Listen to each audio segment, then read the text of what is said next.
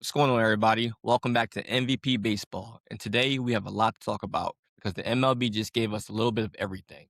A young star just got a monster contract. A rookie pitcher keeps shoving for the Mets. The Dodgers are being careful with Edwin Diaz. And now we get the biggest headline tonight.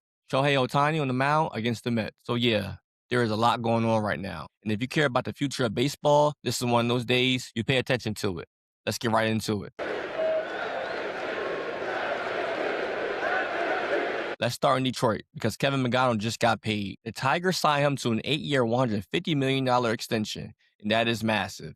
This is not just a nice deal. This is a franchise telling one of his younger players, we believe you are part of our future, and not just part of it, a huge part of it.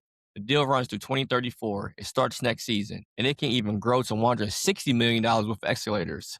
That is a huge commitment, especially for a player this young. But honestly, you can understand why they did it. McGonigle has looked legit. He has looked calm. He has looked mature. And most importantly, he has looked like he belongs. He is hitting 311. He already has 6 doubles. And here's the stat that I like the most. He has more walks than strikeouts. That is rare for a young hitter. That tells you the approach is real. That tells you the game is not speeding him up. That tells you this isn't just talent. This is feel. This is discipline. This is polish. If you're a Tigers fan, you should be fired up because this is how you build something real. You lock in the young guys you believe in, and you build around them. Also, this is part of a bigger trend. We've seen other younger players get locked up early too. Connor Griffin got a monster deal. Cole Emerson got a big deal. Cooper Pratt got a deal.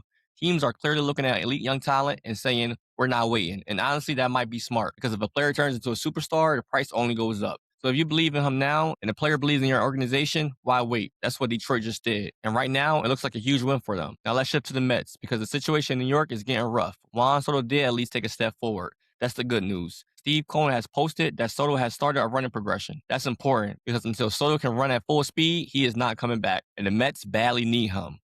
Badly.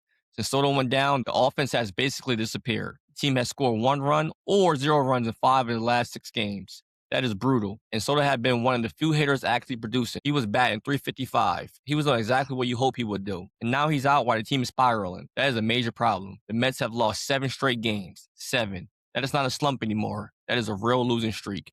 That is a team searching for answers. And the hope is that Soto can come back next week, maybe even this weekend. But until he's actually back on the field, none of that helps you tonight. And right now, the Mets need help tonight. And this is where it gets painful if you're a Mets fan, because Nolan McLean is outstanding again, absolutely outstanding, and the Mets still lost. He went 7 innings. He allowed only 2 hits. He walked 2. He struck out 8, and he gave New York a chance to win the game again.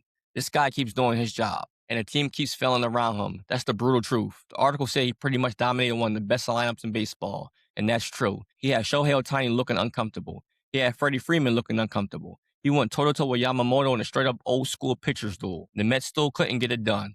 That is frustrating because starts like that are supposed to end in wins. Instead, the bullpen gives it away late. The thing that really stands out with McLean is he keeps being the stopper. He keeps being the guy they trust after losses. He keeps showing up in big spots, and he keeps pitching his tail off.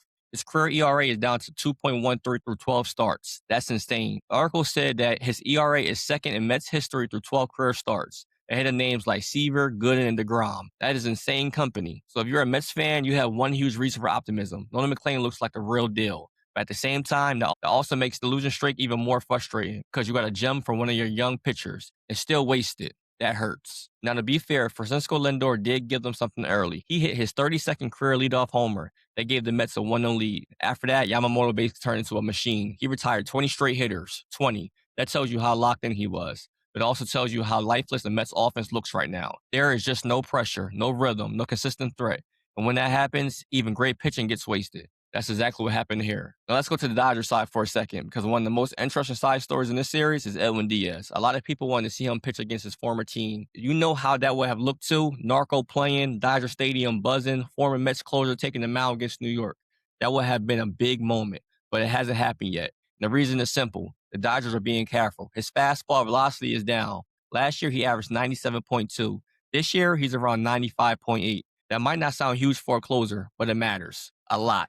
He even blew his first save of the year recently, so the Dodgers are slow playing it. They had him throw a bullpen. They're saying the concern is low. They don't think it's an IL situation, but they are clearly being cautious. And honestly, that makes sense. It's early in the season. They have other arms. They don't need to force it. But it is still something to watch because if Diaz isn't fully right, that changed the back end of that bullpen. And even great teams have weak points if the closer situation gets shaky. Now let's get to the main event. Shohei Ohtani takes the mound tonight against the Mets. And this is huge. This is one of the biggest regular season storylines you can have because anytime Ohtani pitches, it feels different. And right now, he's been nasty. He has a 0.00 ERA through his first 2 starts. He has gone 6 innings in both starts. He has not allowed an earned run. That is ridiculous. And the article pointed out something else that matters. He is leaning heavily on the four-seam fastball. He's throwing it more than any other pitch, and haters are doing almost nothing against it. Only 2 for 15 against the heater this year. That's bad news for the Mets because the Mets are not hitting four-seamers well. And remember, he does not just throw hard. He has 7 different pitch types. 7.